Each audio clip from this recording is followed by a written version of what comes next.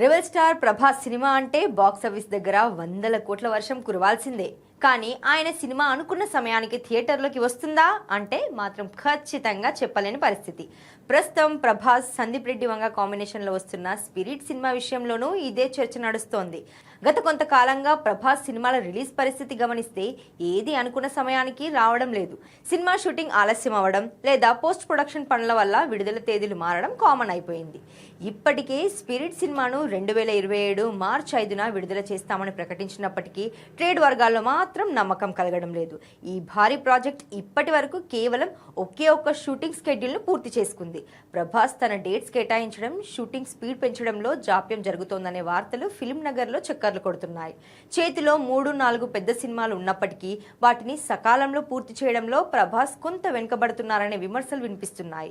Cinema ఎప్పుడు speed అందుకుంటుందో, Prabhas పూర్తి స్థాయిలో డేట్స్ ఎప్పుడు ఇస్తారో తెలియని పరిస్థితి నెలకొంది. మరోవైపు చెప్పిన డేట్కి వస్తామని మేకర్స్ చెప్తున్నా కూడా నమ్మకం లేదనే కమెంట్స్ వినిపిస్తున్నాయి.